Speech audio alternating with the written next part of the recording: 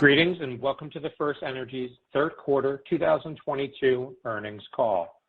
At this time, all participants are in a listen-only mode. A question and answer session will follow the formal presentation.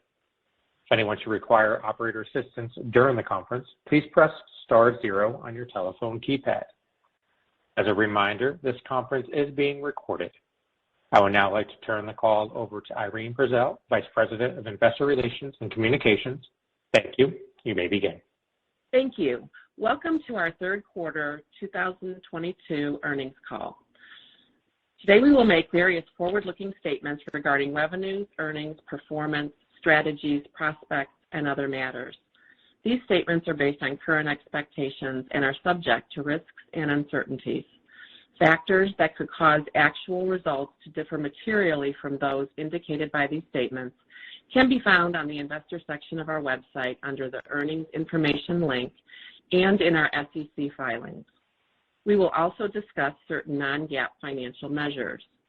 Reconciliations between GAAP and non-GAAP financial measures, the presentation that supports today's discussion, and other detailed information about the quarter and year to date can be found in the Strategic and Financial Highlights document on the investor section of our website. We'll begin today's call with presentations from John Somerhalder, our Board Chair and Interim President and Chief Executive Officer, and Jon Taylor, our Senior Vice President and Chief Financial Officer. Several other executives will be available for the Q&A session. Now I'll turn the call over to John Somerhalder. Thanks, Irene. Good morning. Thank you for joining us today. FirstEnergy continues to make significant progress in its transformation. Yesterday afternoon, we reported third quarter GAAP earnings of 58 cents per share and operating earnings of 79 cents per share. These results, which Jon will discuss in more detail later in the call, are at the upper end of our guidance and support our expectation for full year 2022 operating earnings in the top half of our full year guidance range of $2.30 to $2.50 per share, assuming normal weather. In addition to our strong financial and operational performance year to date, we continue to execute against our strategy to become a more resilient and forward-looking company that is positioned for long-term stability and success. We are building positive momentum through our ongoing efforts to strengthen our culture, rebuild shareholder trust, accelerate improvements of our balance sheet, and drive operational excellence through innovation and continuous improvement efforts. And we are positioning our company to capitalize on significant opportunities for growth through long-term, customer-focused investments. I'm privileged to work alongside a strong leadership team in this interim role, and I'm confident that this team and our committed employees will continue to execute on these strategies to transform the company into a best-in-class utility. And we intend to continue this momentum as we transition to a new Chief Executive Officer. The board's external search is well underway, and we remain hopeful that we can make an announcement late this year or early in 2023.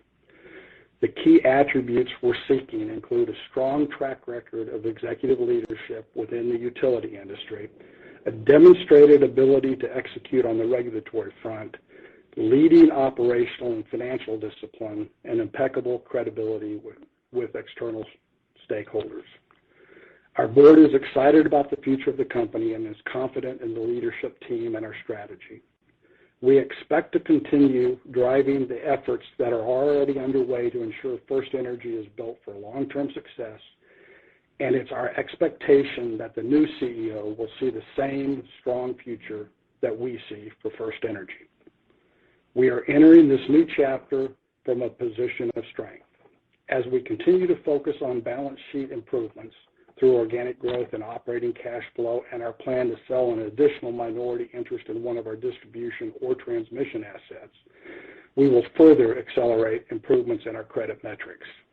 Improving our balance sheet to be on par with premium utilities will support higher levels of capital deployment to harden and modernize the electric grid and support the energy transition.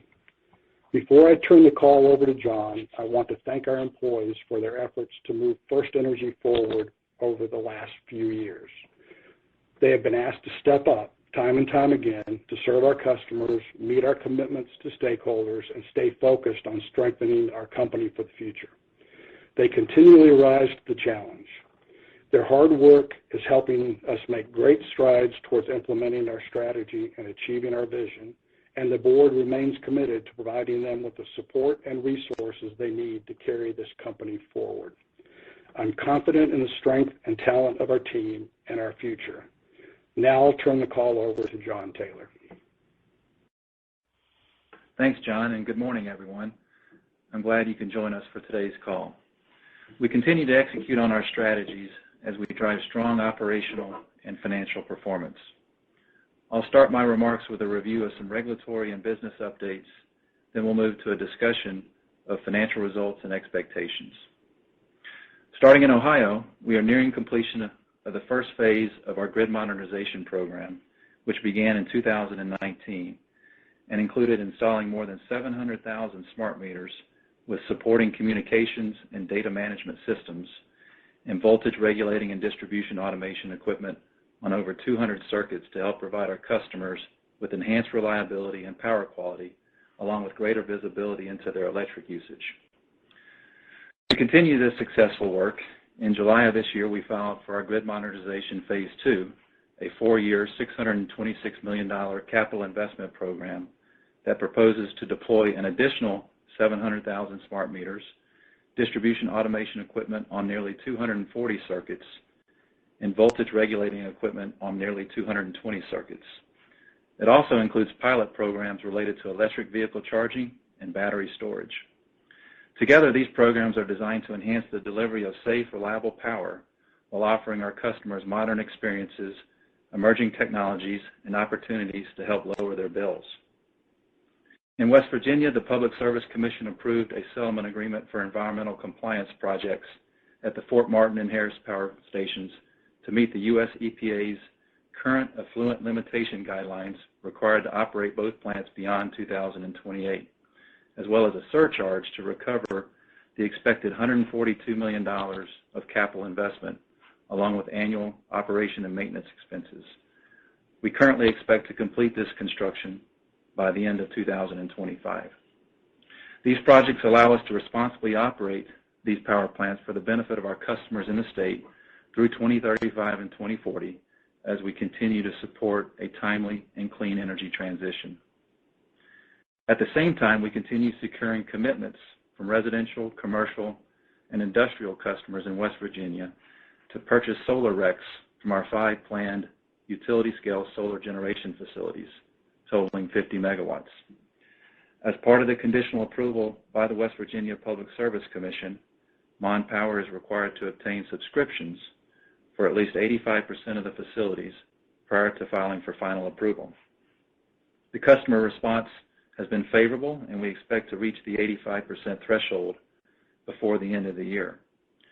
Our expectation is that our first solar generation site will be in service in 2023, with others to follow by 2025 at a total investment of approximately $100 million. This progress, coupled with other regulatory outcomes this year around smart meter and electric vehicle programs in New Jersey, go a long way in executing on our strategy to improve the customer experience through investments that modernize the grid and support the energy transition. As we think about the future, we are preparing for an active regulatory calendar in 23 and 24. We have planned rate case filings in New Jersey, Maryland, and West Virginia, all in the first half of 2023. For JCP&L, we last filed a case in 2020, and for West Virginia and Maryland, our last base rate case was filed in 2014 and 2018, respectively.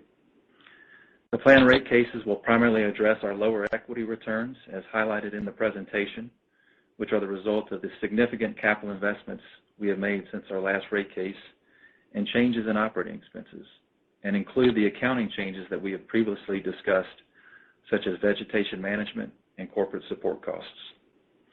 In addition, the New Jersey rate case would address our smart meter and electric vehicle programs. The Maryland case would address our electric distribution infrastructure investment and EV program.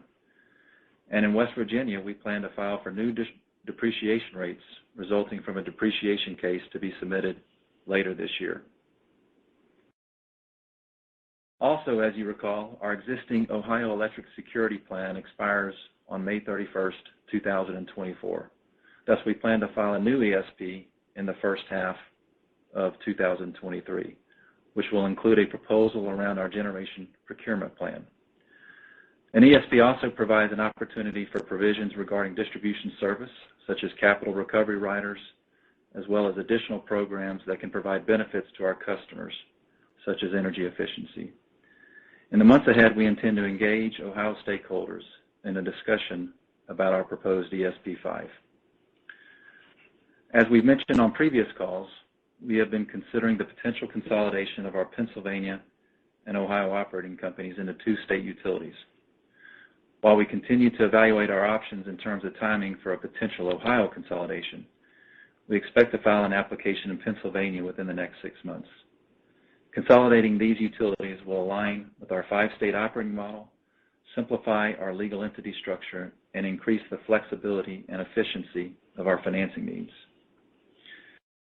In 2024, we are required to file a base rate case for our Ohio utilities, and we are beginning to explore the option of filing a rate case in Pennsylvania at some point within our current planning cycle.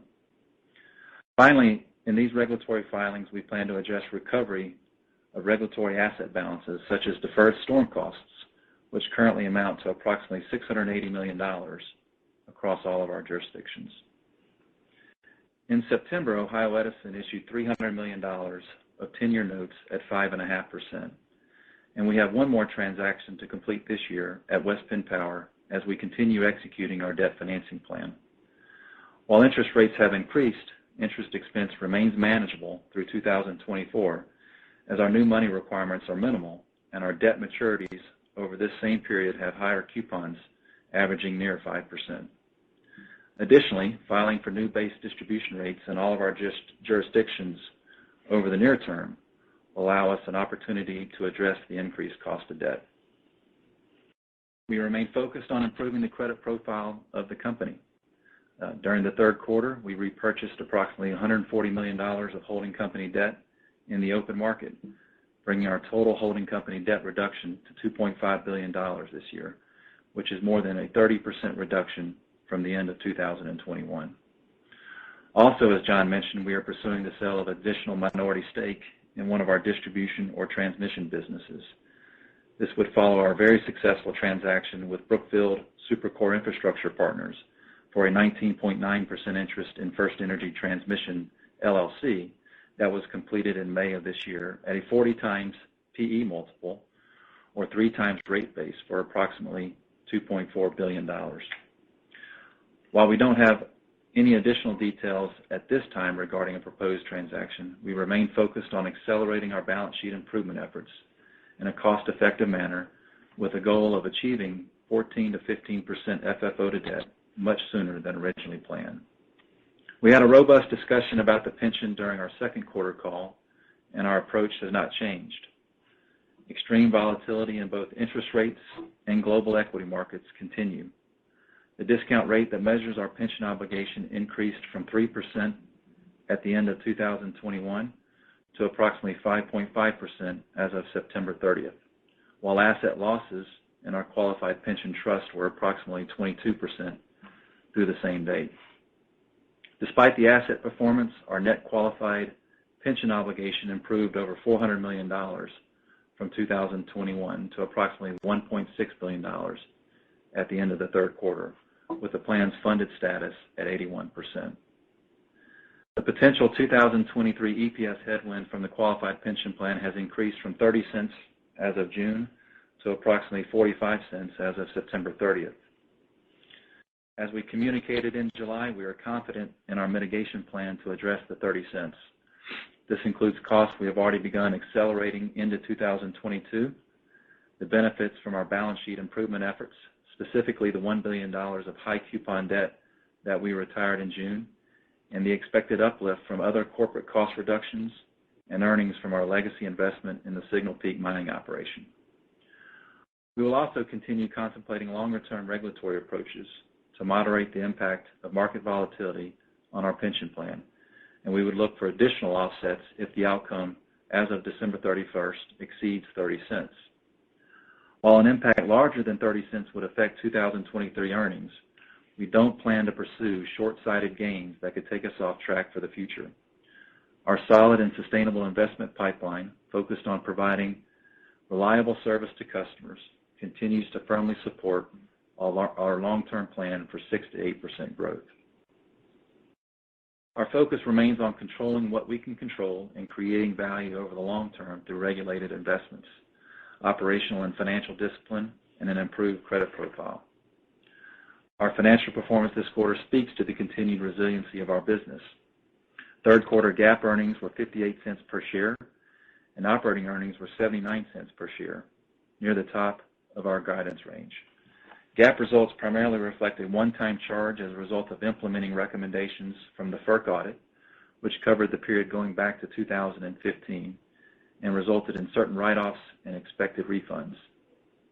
On a pro forma basis, excluding the impact of accounting changes, rate credits provided to Ohio customers, and equity financing transactions, which are all unique drivers this year, our third quarter operating earnings increased 11 cents per share, or 16% compared to the same period in 2021. On a year-to-date basis, we reported GAAP earnings of $1.42 per share and operating earnings of $1.91 per share. Again, on a pro forma basis, adjusting for the accounting changes, the Ohio rate credits, and equity transactions, we achieved a 17-cent improvement in operating earnings compared to the first 9 months of 2021, or nearly 10% year-over-year growth. Third quarter results in our distribution business benefited from higher weather-related demand, the positive impact of our capital investment programs, and lower financing costs. These benefits offset higher operating expenses associated with accelerating future planned maintenance work from 2023 into 2022 and higher material costs. Total and weather-adjusted distribution deliveries were essentially flat compared to the third quarter of 2021.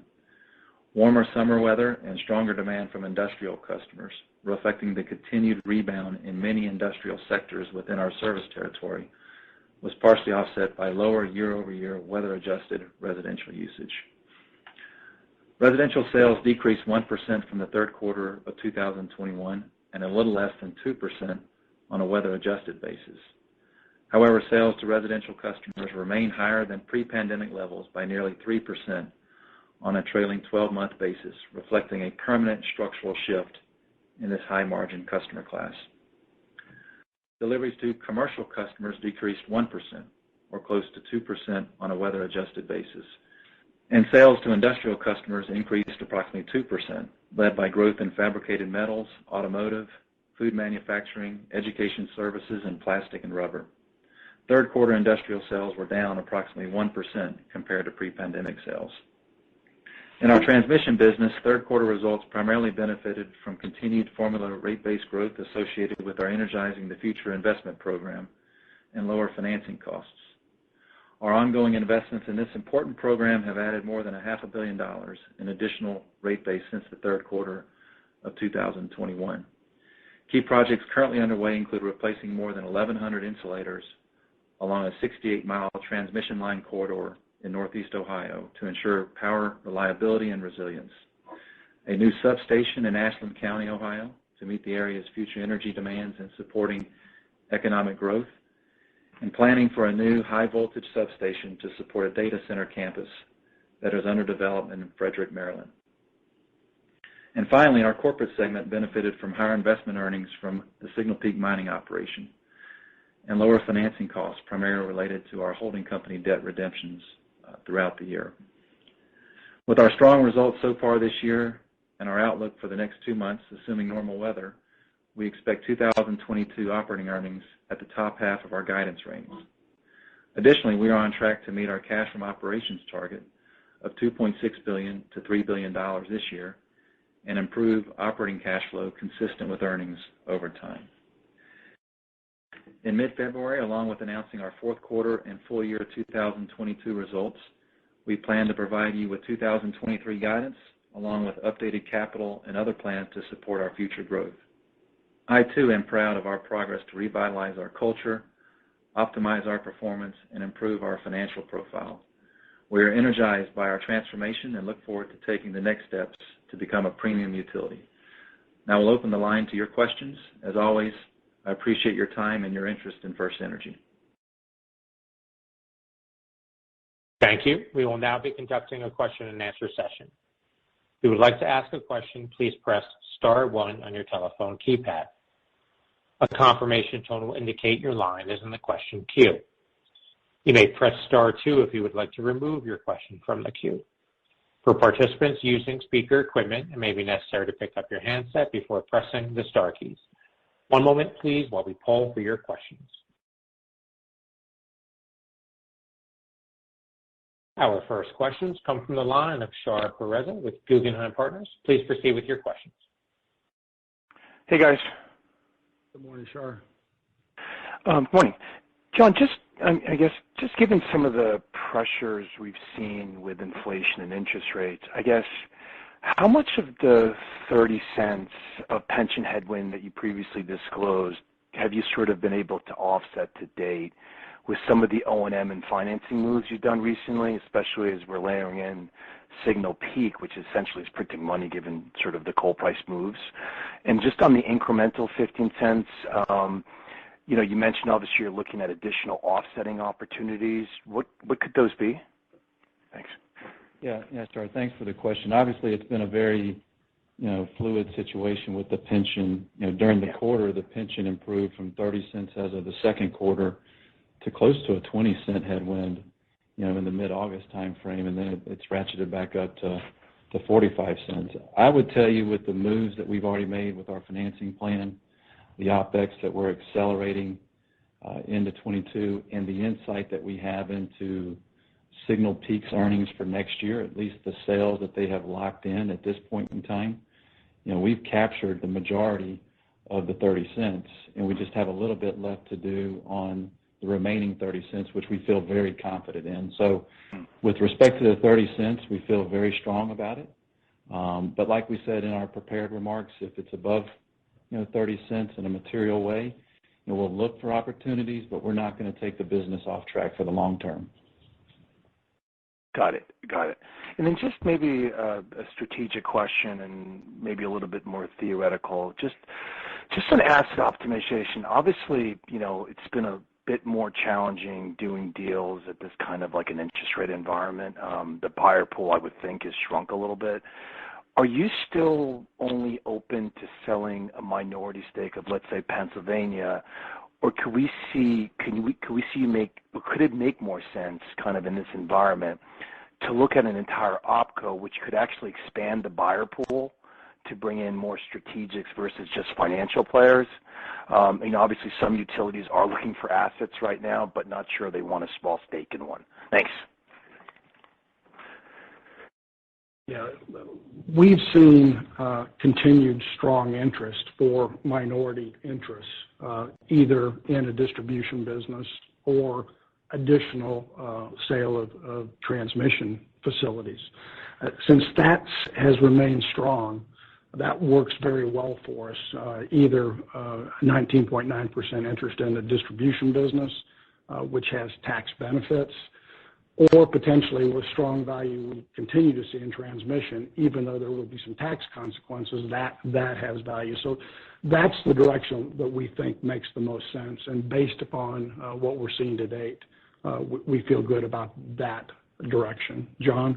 Yeah, I would agree. I mean, when we made the announcement in September, we had several inbounds from financial players showing strong interest in either a transmission or distribution business. We've had some conversations with several parties, and the interest continues to be strong. So, we're continuing to work the process internally, and hopefully we can get into a position where we can make an announcement either late this year or the first part of next year. Terrific. Thank you, guys. That's actually very good color. Appreciate it.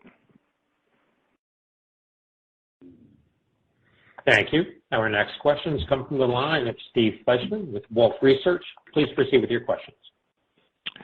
Yeah. Hi, good morning, John and John.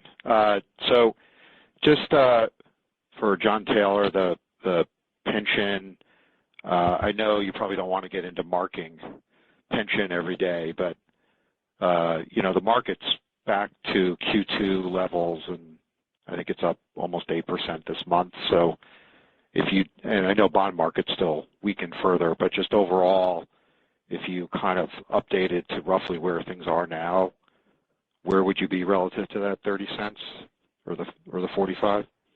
The 45 cents. Steve, it's probably in the same place or maybe modestly improved since September. Interest rates have continued to increase. Corporate spreads have expanded a little bit, which not only impacts the interest costs on the liability, but also impacts the value of our fixed income assets in the trust. So I think it's modestly better than the 45 cents, but not significant. Okay, great. And then on the CEO, the comments on that you made, John Somerhalder, on just what you're looking for in a CEO. I mean, those sound all great, and I guess the real question is, what's your conviction that you can find somebody who'll come that meet all these credentials from what you've kind of seen so far?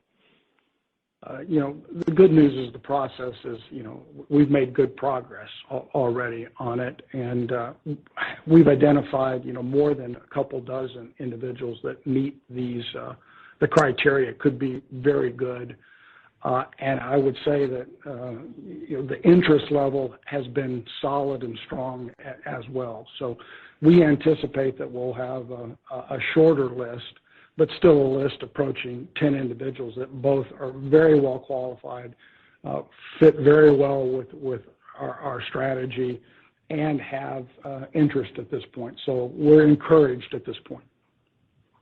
Okay, that's good. And then lastly, just on the continued balance sheet progress, any sense from the standpoint of the rating agencies on the potential for getting upgraded to investment grade either late this year, by the end of the year, I guess, John? Yeah, we talked to them just a few days ago, and the conversation was constructive. I think we continue to execute against the plan that we provided them, and we continue to have conversations on timing. I think they're just waiting for, they just want to see us continue to execute. They are interested in what we're going to do with the minority interest sale and how that improves the metrics. And once we get into a place where we can make an announcement, we'll put that into the forecast and start having conversations then. But, the conversations have been very constructive. I think it's just a matter of time. Okay, great. Thanks a lot. Thanks, Steve.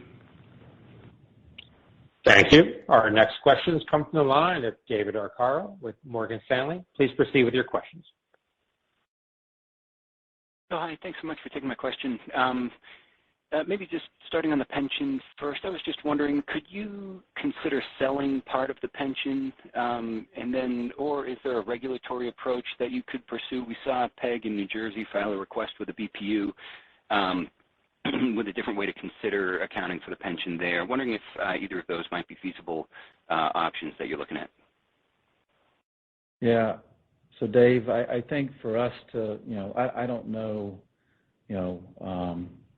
if we were to try to sell the pension obligation, I mean, given its funded status, that might be a little bit of a challenge to offload that obligation to, like an insurance company or something like that. So I'm not sure that would be something that we would pursue. With respect to regulatory mechanisms, as we file base distribution cases over the course of the next couple, 3 years, we will absolutely look at, ways that we can limit volatility exposure in the pension plan at our regulated companies.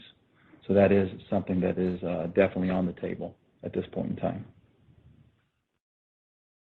Okay, great. That's helpful. And then In the slides, you had mentioned 20 to 40 bips of FFO to debt impact coming from AMT, and I was just wondering, would you consider that to be kind of structurally permanent going forward, or are there potential offsets that you could find on the cash flow forecast to help with that drag coming from AMT?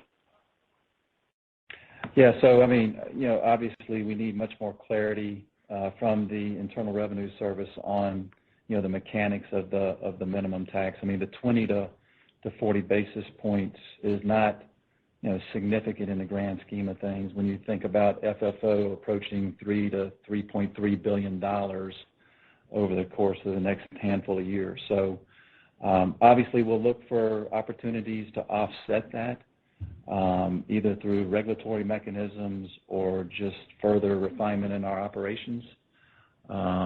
But I think to understand the final impact or the real impact, we just need a little bit more clarity from the IRS. Yeah, and David, I'd mentioned that we do see that impact as we move forward, but we have the other positives of just when we look at our ability to fund capital and increasing capital, we have enough cash to pay dividends, do that, and the balance sheet improves moving forward. So just our plan will continue to improve the balance sheet as we move forward. And then obviously the minority interest sale further accelerates that. So we do have other very positive ways to move the balance sheet where it needs to be, even with this 20 to 40 basis points of impact from A&T. Yep, that makes sense. Yeah, definitely smaller than some of the big positive changes that you're looking for. Thanks so much. Thanks, David. Thank you. Our next questions come from the line of Michael Lapides with Goldman Sachs. Please proceed with your questions. Hey, John and John, thank you for taking my questions. Real quick on Ohio, can you just remind us, with the ESP expiring late May next year, and also the potential for having to file a full-blown rate case at some point, do you think about, and in your conversation with stakeholders there, whether there's potential for a global settlement of some kind where you wrap all of those things into one kind of multi-year rate-making regime, and rather than have potentially kind of two different proceedings or dockets and kind of somehow resolving to kind of create more long-term certainty about the regulatory framework in the state? Yeah. Well, so Michael, thanks for the question. So I would tell you that we'll file for the ESP5 sometime next year. We have to make sure that we have a plan to procure generation for our customers beginning in June of 24.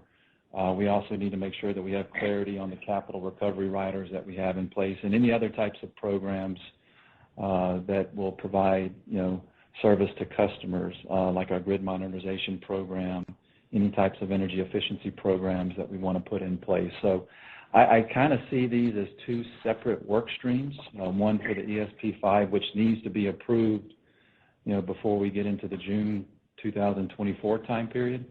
And then with the rate case that we have to file in May of 24, obviously, we have a history of settling, but given where we are right now, my sense is that's going to be a fully litigated case and might take us out into the, late 25 timeframe before we get final approval on that.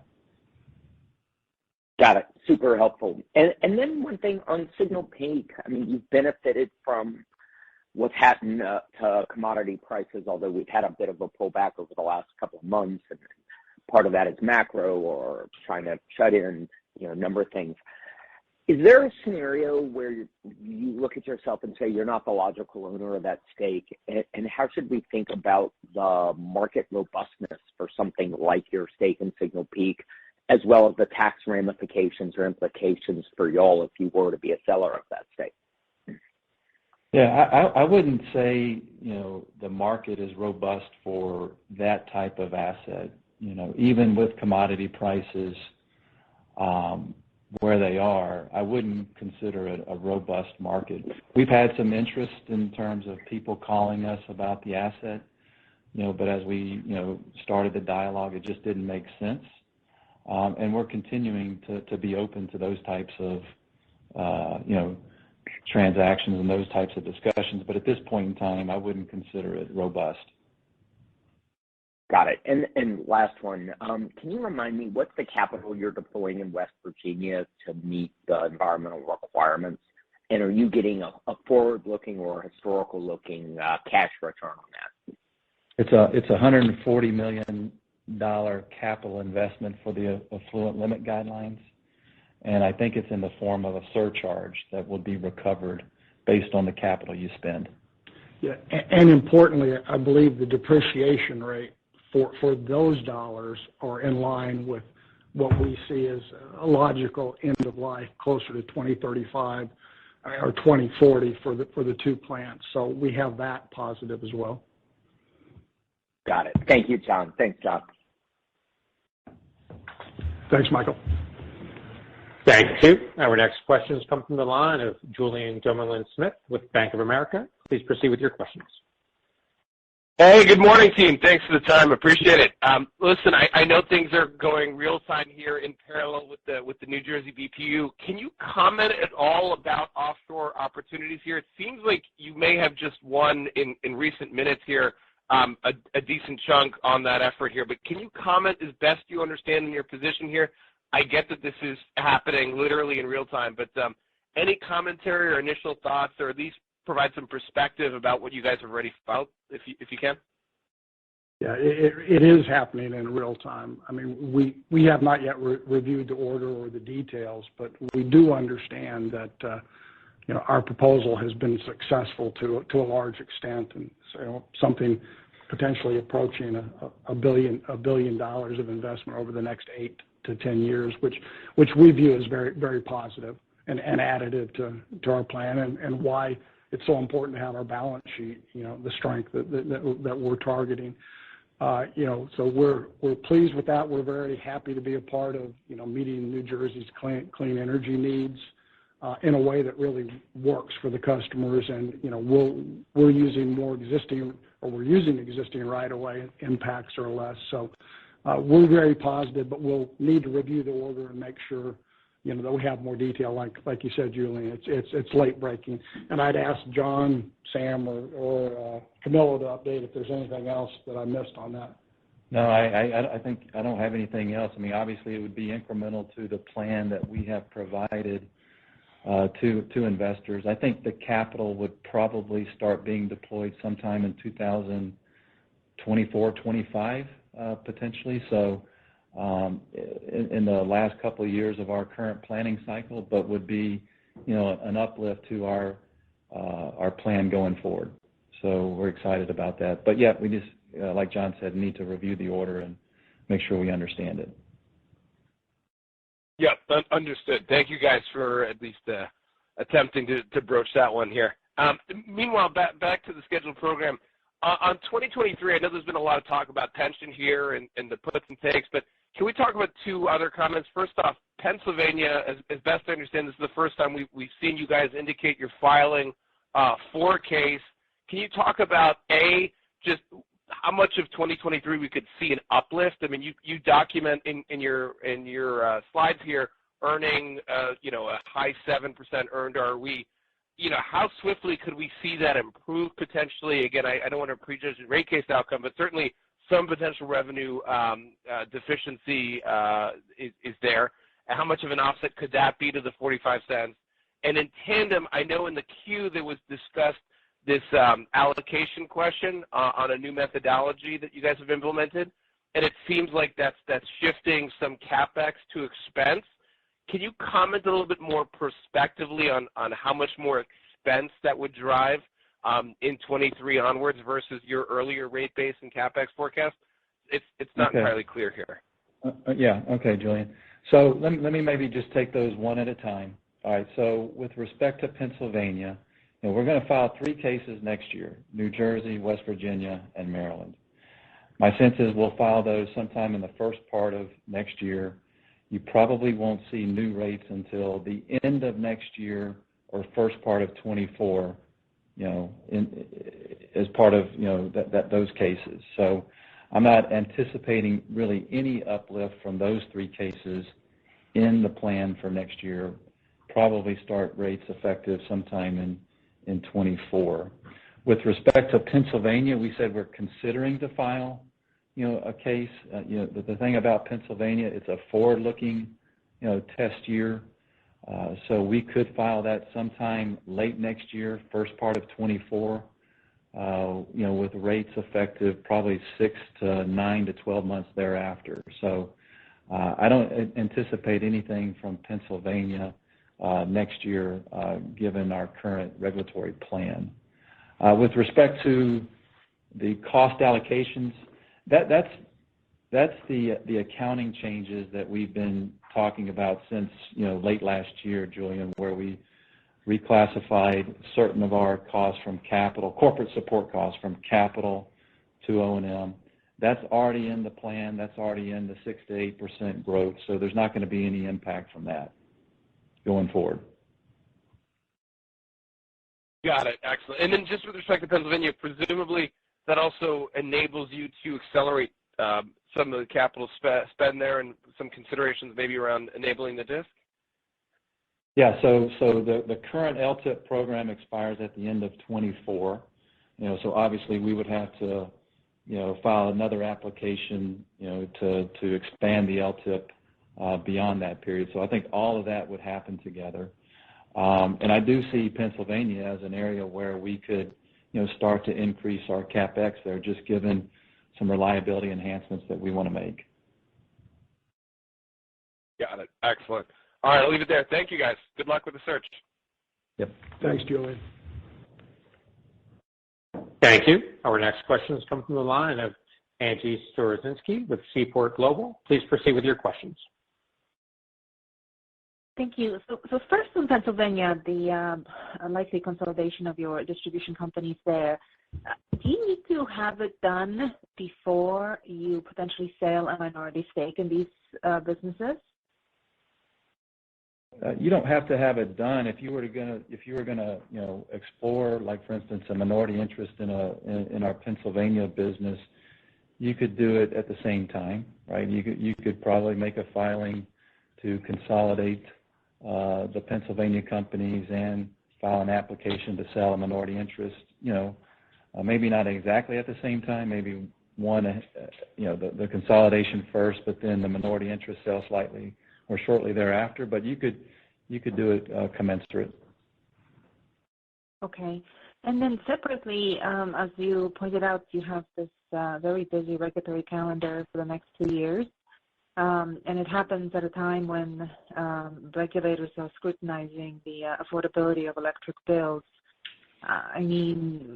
How do you plan to address this issue, and how do you think it is likely to impact the outcome of those proceedings?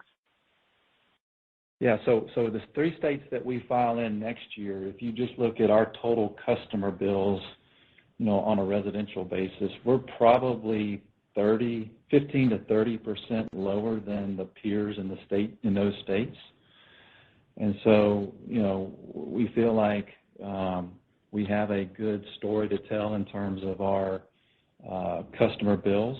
We recognize that, generation prices are increasing, but at the same time, I think it's important to make sure that you have strong and financially healthy utilities to make sure that we can provide the level of service that's needed, given the fact that, customer expectations are only increasing as we transition to more electrification. So I feel like we have a good story, but we do recognize the concern that you mentioned. Okay, and lastly, is there any update on the pending SEC investigation? On the pending SEC investigation, no update Yes. at this point in time. Okay, thank you. Thanks, Angie. Thank you. Our next questions come from the line of Nick Campanella with Credit Suisse. Please proceed with your questions. Hey, thanks for taking my question. I just wanted to come back to the pension headwind in 23 and, kind of recognizing the fact that you reaffirmed the long-term 6 to 8 CAGR still. Can you just give us a sense of just overall kind of confidence level in maintaining this into 24 and 25? And, what are the drivers that you see that kind of keep you in that 6 to 8 kind of range? I know you kind of brought up new rate filings, and obviously there's interest expense reductions from the debt paydown strategy, but could you just give us a better sense of your overall confidence level on the CAGR, please? Yeah, I mean, I think we've tried to highlight that, previously. We feel really good about, the plan for next year and beyond. I mean, obviously, we're moving some expenses around this year to help offset 23, which gives us a lot of flexibility going into next year. We're going to have the permanent benefits associated with the debt tender transactions that we previously completed. And then, we have line of sight into, Signal Peak's earnings for next year, at least a modest portion of what they plan to contribute to the company. And then we have other opportunities, as we've highlighted before, around, corporate cost reductions, whether it be facilities costs, in our communications, advertising, sponsorships that we, look at each and every year. So we have a lot of opportunity and flexibility as we think about the long-term growth of the company. Yeah, I'd add to that. It's not only those items, but as we mentioned, getting the balance sheet where we want it. There's good opportunities, we think, in the benefit our customers on reliability and those type issues to continue to invest in the business. So we see with our balance sheet strong, a good affordability position we start at, even though we'll have to take into account, commodity prices being up. We do see opportunity to invest more moving forward and grow earnings from those investments. And then, John, you mentioned on Signal Peak that you locked in the sales largely for next year. So should we be kind of thinking about that earnings attribution as more fixed now rather than tied to commodities? Yeah, no, I think I highlighted they locked in a modest amount of their production for next year at prices consistent with what we're seeing this year. So we do have line of sight into some level of earnings contribution for 23. So they haven't locked in their full production schedule at this point in time. They'll likely get that done by the end of the year. Thanks for the clarification. Appreciate it. No, thanks, Nick. Thanks, Nick. Thank you. Our next question has come from the line of Paul Fremont with Mizuho. Please proceed with your questions. Thank you. My first question is, does your plan mid-23 Ohio filing, does that represent a change in timing from when you had originally planned to file a GRC in Ohio? No. So two separate filings, Paul. The base distribution rate case will file in May of 24. Oh, okay. And then the ESP will file for sometime early next year, first part of next year, because it's going to take a little bit of time to get that in place and get that approved by mid-24 when it needs to go into effect. Okay, and what's the difference then between the ESP filing and the GRC filing? I mean, aren't they essentially setting the sort of prices for the same electricity? So the ESP, the Electric Security Plan, is a more broad plan that deals with, generation service that you're going to be providing to customers, how you're going to procure those services from third-party suppliers. It also allows you to look at, your current riders, distribution, capital recovery riders, other programs that you want to provide to customers. So it's really everything but distribution rates. And Got distribution it. Rates would be part of the base rate case in 24, which likely won't go into effect at the earliest until sometime late 25. And then can you quantify what the Signal Peak contribution is expected to be for the full year 22? It'll be north of 20 cents, probably somewhere 20 to 25 cents is what I'm guessing. Okay. And last question for me. if you file to consolidate the Pennsylvania operations, do you plan any type of capital contribution to Med-Ed and Penelec before that happens? We haven't contemplated that, Paul. If I look at the capital to the equity ratios in those businesses today, they're probably high 40s, if not in the low 50% range. So I wouldn't see a need to make any type of capital contributions into those companies. Okay, that's it for me. Thank you. Thanks, Paul. Thank you. Our next questions come from the line of Sophie Karp with KeyBanc Capital Markets. Please proceed with your questions. Hi, good morning. Thank you for taking my question. First, I wanted to ask you about O&M. Absent new rates, how much offset do you have, to higher costs, excluding pension headwinds, right? So from inflationary pressures, are there any mechanisms that you have now that could help you with those, or do you have to just manage and absorb the increases until you get new rates? Yeah, we don't have, for our base, what I'll call our base, day-to-day operating expenses, we don't have any type of, regulatory mechanisms to, mitigate, inflationary pressures or anything like that. It's really up to the company to manage our operating costs in between rate cases. Okay. And is there any way that you could get interim rates when you file the slew of rate cases next year? When you say interim rates, are you just referring to some type of tracker? So we've seen companies... Like interim rates that are put in place until the rate case is decided to help with the liquidity situation, it's often the case in various jurisdictions? No, I don't think that is something that, at least that I've seen. Obviously, we would explore that, but I haven't seen that before, especially in the states in which we operate in. Now, I have seen companies, get trackers, for instance, for vegetation management or other big spends that they have, where they can defer costs over a certain level, and then take care of that in the next rate case or have some type of amortization of those costs, built into their rates. But, right now we would have to file for a case and then get those types of mechanisms in place going forward. Okay, got it. Thank you. And then on the Pennsylvania utilities, if you were to contemplate consolidating those operations, right, would that happen concurrently with filing rate cases before or after? How would that, all work together?